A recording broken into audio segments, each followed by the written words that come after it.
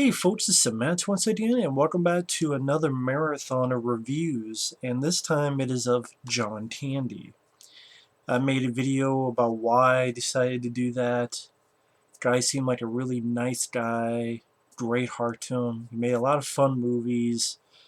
This isn't one of them, but wanted to review his films. He's pretty much forgotten nowadays, which is too bad. He doesn't deserve that. I mean,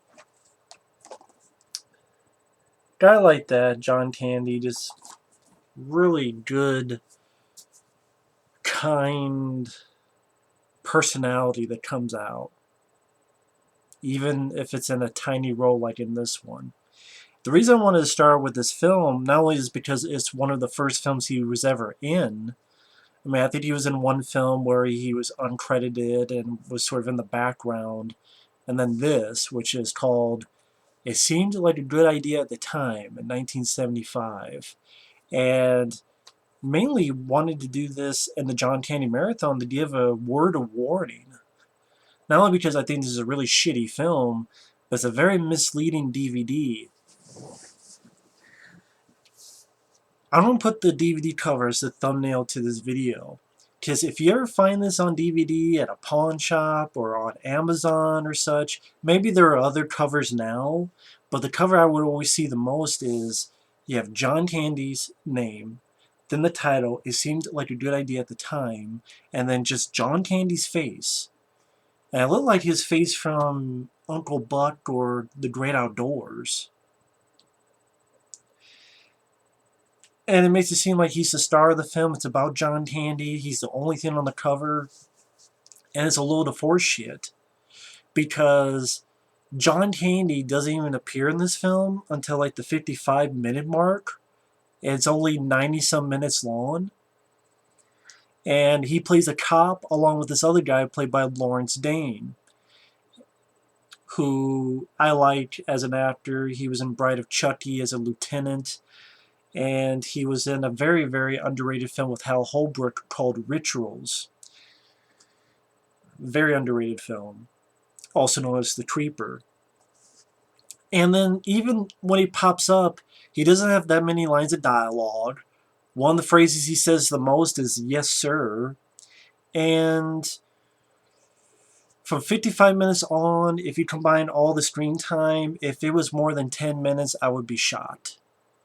I would say 6 minutes at most.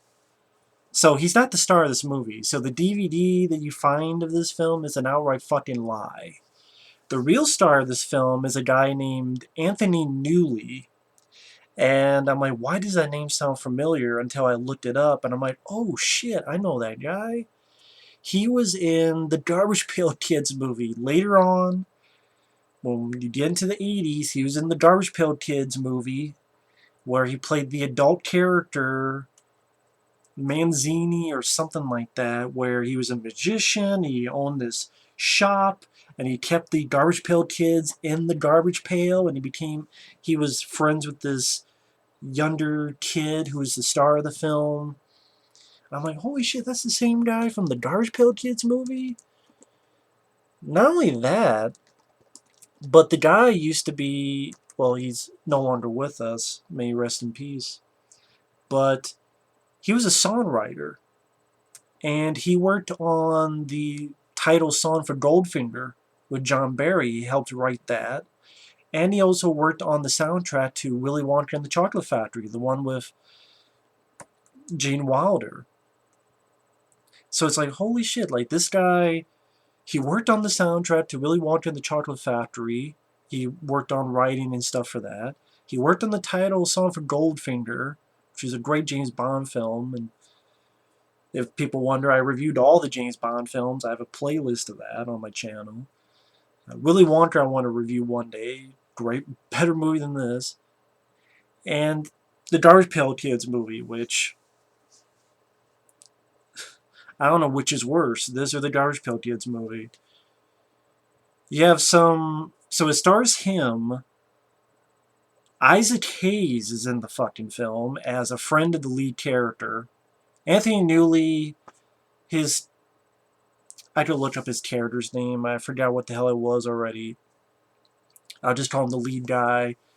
His friend is an artist, and this fucking Isaac Hayes. I'm like, holy shit, Isaac Hayes is in this? And the movie starts out with some animation to get through the opening credits. And Anthony Newley, his character is a complete another creep. He's an asshole. And if you... This could have easily been turned into a fucking horror movie. Like, this guy is a psychotic asshole who will snap and kill everyone in the third act. I mean, he is completely and utter dirtbag. I don't know why the film expects us to care about this fucking character. I mean, Isaac Hayes is his artist, and they both share this place together. And Isaac Hayes, he's doing this thing as an artist, and it doesn't work. And he says, "Forget this." Goes in his room. Anthony Newley just steals his shit, pawns it to get money. He never has money. He keeps thinking about his ex-girlfriend, who's with this rich asshole. And even though his ex is with this rich asshole and married him, she still from time to time will have sex with her ex, Anthony Newley.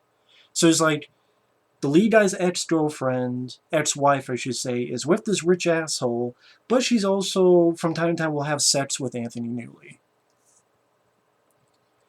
And they have sex one time, and well, more than once, but she collects some alimony, not alimony, the other. She collects some money from him saying, "Hey, this is mine, but the sex is free of charge because you're terrific in bed. And hey, we've divorced and we're both healthier, happier, and we even make love more often than being divorced." And she talks about how she and the rich husband will be at this party because the rich husband is working with this other guy who's running for mayor. And they're having a big party. So Anthony Newley, I guess, is either just for fun and shits and giggles, or he's jealous because he's still in love with his ex, decides to ruin the entire party by telling Isaac Hayes to hand out all these flyers, so later on in the party, all these people arrive. He pretends to be someone, so he fucks with the water system, so later on water sprays from the microphones. He gets Isaac Hayes to put laxative everywhere in the salad, so that when people are eating it, including the guy running for mayor and other people in the party, they need to go take a shit. I don't remember any fart noises, but I was waiting for that to happen in this film. It might as well. Or it did, and my mind was blanking out. Because this shit that I'm talking about takes half the fucking movie. Anthony Newley, he's a dirtbag who never has any money.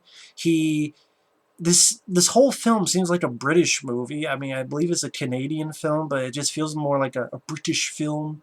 Anthony Newley's almost like this. Oh, he's having fun, and he's just seems like a British asshole. I don't know how to put it. And when I say he's like a taxi driver, it's not that he gives that kind of performance. It's just his actions. I'm like, what the fuck are you doing?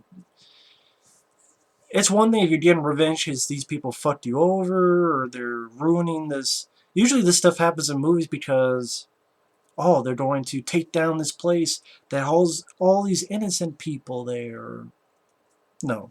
They're just doing it because later on he even says, "Oh, it was fun. Can't you take a joke?" And then later on the ex goes, "Maybe you did that because you're jealous and you're still in love with me." The lights go out, and the potential mayor's pants get taken off, and that's half the movie. And it's only 90-some-minute movie. I'm like, wow, this plot goes nowhere, it leads nowhere, it's poorly directed. I don't know if it's the copy I saw. Maybe it's because the copy I saw it looked like it had parts missing. Or I don't know if that's how it was when it came to the U.S. and or maybe they like fuck this. This would be even more boring. Let's just pull shit out. No one's gonna see this fucking movie anyway. So fuck the bad editing and it's just a meandering story that seems like it's going fucking nowhere. It's like, does this movie have a point? No, it's not funny. It's not interesting. Doesn't even, it's like too lazy to even tell a story. It's like fuck story, fuck anything and everything. The only bits of story you get, the ex's, the lead guy's ex, her mom is going to have her home at a foreclosure. And the rich guy is going to do it because the rich guy is rich because he owns a construction company. And the lead guy visits his ex's mom and seems like they get along with each other. And the lead guy tells his ex, hey, it's a sense of humor. It's just for fun. I'm like, the whole thing was just for fun? What? He goes back to his place. Isaac Hayes is now in this different form of artistry where he's doing this cast over this person, entire cast, all this stuff on this person. And the lead guy's ex goes with this guy who's running for mayor to a cabin.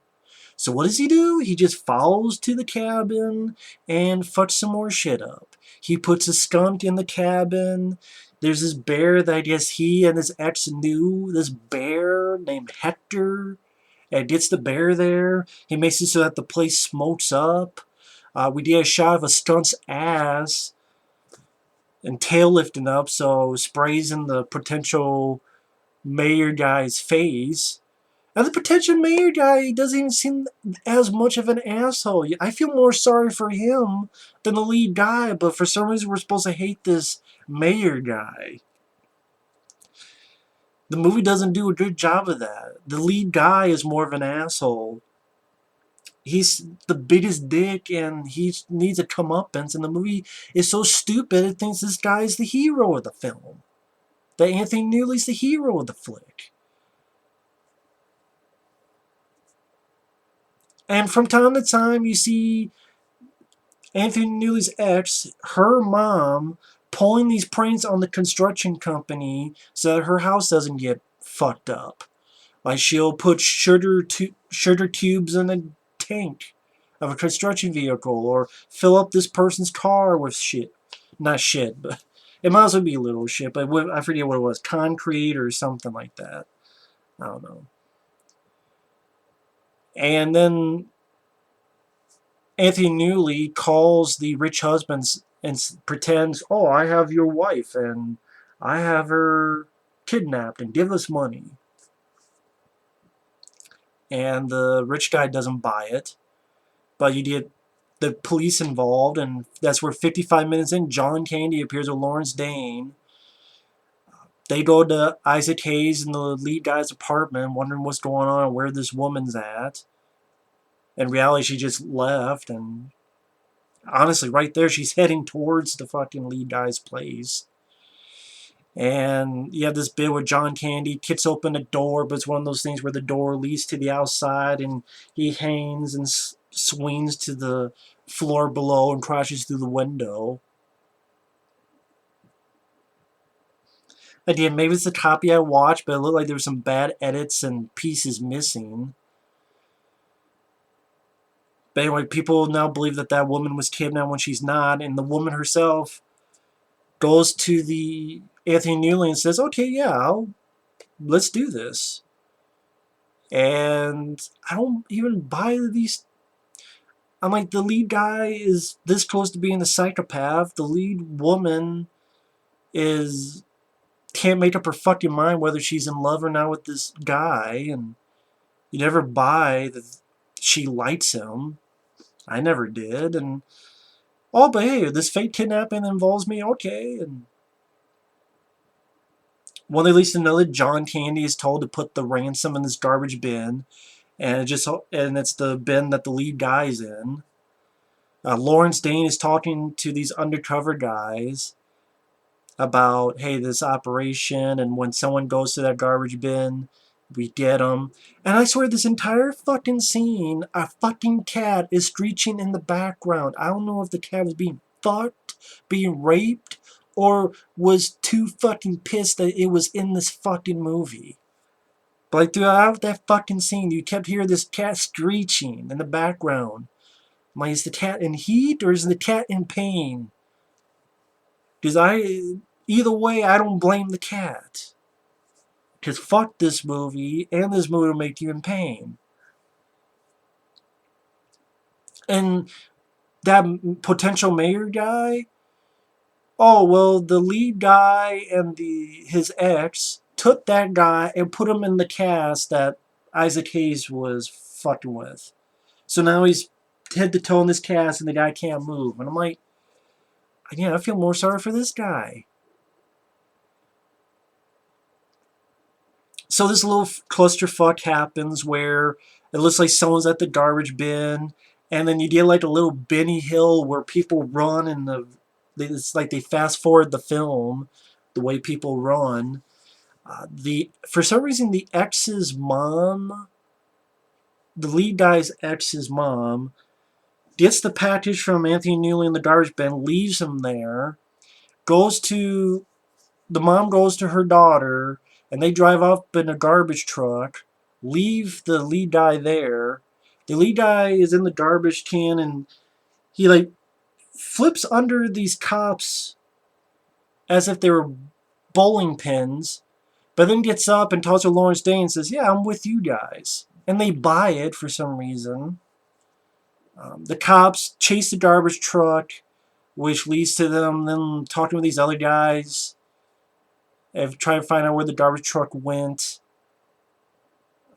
The lead guy sort of moves out and goes towards the clusterfuck of an ending where all of our characters are there. Isaac Hayes is pretty much the house that the ex's mom is going to be torn down. And John Candy and Lawrence Dane drive and they hit this thing and this little, I don't want to say pond, but this little thing with water at. Isaac Hayes is there for no damn reason. The rich guy's there because he's wondering what happened with his money because he paid the ransom. The woman and the woman's mom who left the guy there, the lead guy, I guess, was going to double cross him, but at the same time, via dialogue later, oh, he's here, cool. I'm like, are you double crossing him or not? Can you make up your mind? The potential mayor guy finally gets shot and out of the cast, full body cast. Lawrence and John Candy, they just arrest everybody except the lead guy who still pretends to be a cop and drives the armored vehicle with all the other characters in there, and while John Candy and Lawrence Dane watch. And then it becomes animation where you see the car go by and there's argument via voices and the movie ends. I'm like, wow, I just watched a completely pointless fucking movie. Anthony, this plot doesn't even know where the hell it's going. It doesn't even seem like there was a script. It doesn't even feel like there's a beginning, middle, of end. It just seems like it's a plot that just wanders around wherever the fuck it wants to go. It definitely doesn't star John Candy, despite what the DVD cover wants you to think. John Candy is completely wasted. 55 minutes in, he appears, and he has a couple scenes where he just follows Lawrence Dane around going, "Yes, sir," and a few other little bits of dialogue. And the stuff I have mentioned. Isaac Hayes is just weird that he's in there. I'm like, okay, Isaac Hayes is there because. The first half is just Anthony Newley and Isaac Hayes fuck up this party that the potential mayor is having. Then that meeting at the garbage bin, chasing the garbage truck, and then this clusterfuck at this house where all the characters come together outside of the house. And John Candy and Lawrence Dane just arrest everybody, and then it ends like it begins with animation. This film is not funny. It's almost incoherent.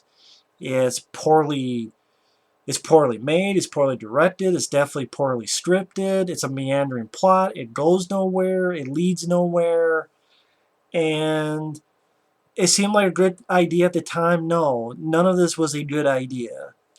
And I think the lead guy, Anthony Newley, did a bad job. He was aggravating to watch. He was irritating for me to watch. I did not like his character. He's absolutely unlikable. I did not think he had any charm or charisma. Maybe because of the script. The script didn't do him any favors. The writing didn't do him any favors. I thought this was a complete waste of fucking time. And again, the reason I'm reviewing this is so that you don't waste your time. Unless you want to find it on YouTube and just skimp through it, but you're not going to get anything out of it. If you do, I will be shocked. You're not wrong. It's your opinion. Different strokes, different folks, but there's absolutely nothing to this fucking movie. Later.